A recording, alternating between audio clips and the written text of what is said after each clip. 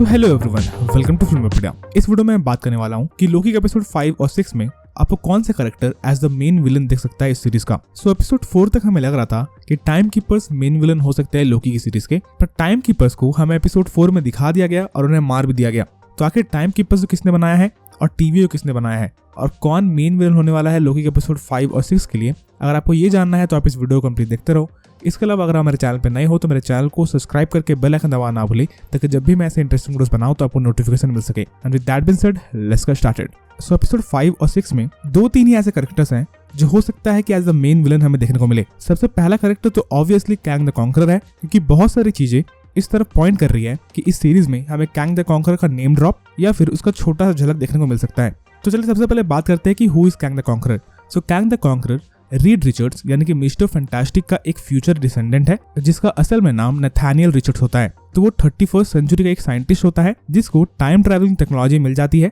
जो time travelling technology doctor Doom ने बनाई थी। सो नथानियल रिचर्ड्स इस टाइम ट्रैवलिंग टेक्नोलॉजी का यूज करके डिफरेंट टाइमलाइंस को कैप्चर करना चाहता है और उन्हें अपने कंट्रोल में लाना चाहता है। तो यही बेसिकली शॉर्ट ओरिजिन थी कैंग द कॉन्करर की। और कैंग द कॉन्करर को एमसीयू में जॉनथन मेजर्स प्ले करने वाले हैं और कैंग द कॉन्करर एंटमैन 3 का मेन विलन भी होने वाला है। सो लोकी की सीरीज से हमें पता है कि TVA क्रोनोपोलिस नाम के एक शहर में बेस्ड है जो कि क्वांटम रिल्म के अंदर है, जो कि एक काफी बड़ा हिंट है कैंग द कॉन्करर के लिए, क्योंकि कैंग द कॉन्करर हमें एंटमैन 3 में दिखने वाला है और एंटमैन 3 क्वांटम रिल्म के साथ काफी ज्यादा कनेक्टेड होगी, जैसे कि बाकी सारी एंटमैन की मूवीज भी क्वांटम रिल्म से कनेक्टेड होती है। और आप सबको पता होगा कि एमसीयू में टाइम ट्रैवल क्वांटम रिल्म के थ्रू ही होता है, और क्योंकि कैंग द कॉन्करर एक टाइम ट्रैवलिंग विलन है इसलिए उसका कनेक्शन क्वांटम रिल्म से ऑब्वियसली होगा। इसके अलावा जो जज रेवोना है, कॉमिक्स में कैंग द कॉन्करर और जज रेवोना के बीच में एक रोमांटिक रिलेशनशिप होता है और हो सकता है उस रोमांटिक रिलेशनशिप के बारे में हमें लोकी की सीरीज में ही पता चले, और इसलिए शायद रेवोना कैंग के लिए काम भी कर रही है। इसके अलावा हो सकता है टीवीओ को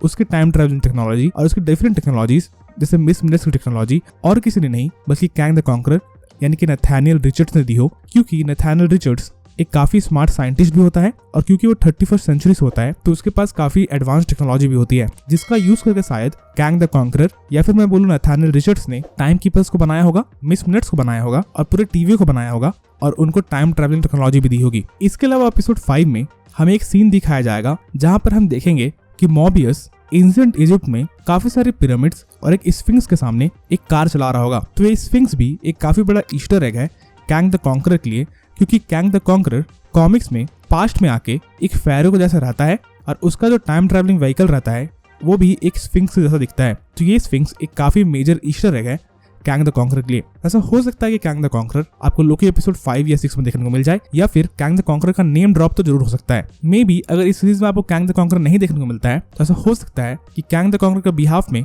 जज रेवोना, मिस मिनट्स और बाकी सारे टीवी के एजेंट्स लोकीस के अगेंस्ट लड़े और मे बी मॉर्बियस और हंटर B-15 के अगेंस्ट लड़े, पर इवेंचुअली लोकीस की आर्मी प्लस मॉर्बियस जीत जाए और हो सकता है रेवोना मर जाए, जिसके बाद कैंग द कॉन्करर फाइनली आपको देखने को मिलेगा एंटमैन 3 में, जहां पर वो रेवोना का बदला लेने के लिए आएगा, क्योंकि कैंग द कॉन्करर और जज रेवोना एक रोमांटिक रिलेशनशिप में थे कॉमिक्स में, और हो सकता है कि एमसीयू में भी जज रेवोना और कैंग द कॉन्करर एक रोमांटिक रिलेशनशिप में हो। इसके अलावा कॉमिक्स में भी जज रेवोना मरती है, तो ऐसा हो सकता है कि लोकी की सीरीज में भी जज रेवोना मर जाए लास्ट एपिसोड में, जिसके बाद कैंग द कॉन्करर फाइनली आपको एपिसोड 6 के लास्ट में दिख सकता है या फिर एपिसोड 6 के पोस्ट क्रेडिट सीन में दिख सकता है। तो आई पर्सनली बिलीव कि कैंग द कॉन्करर ने ही टीवी को बनाया है और जज रेवोना रेंसलेयर कैंग द कॉन्करर के लिए ही काम कर रही है, और इसको शायद मार्वल रिवील अगले एपिसोड में कर देगा, जहां पे शायद आपको कैंग द कॉन्करर देखने को नहीं मिलेगा पर उसका नेम ड्रॉप जरूर होगा। इसके अलावा कुछ और प्रोस्पेक्ट्स हैं जो कि मेन विलन प्ले कर सकते हैं लोकी के एपिसोड 5 और 6 में। पहला प्रोस्पेक्ट है कि क्योंकि ये लोकी का शो है तो ऐसा हो सकता है कि कोई इविल वर्जन ऑफ लोकी हो जिसको हमने अभी तक नहीं देखा हो और उसी ने टीवी को बनाया हो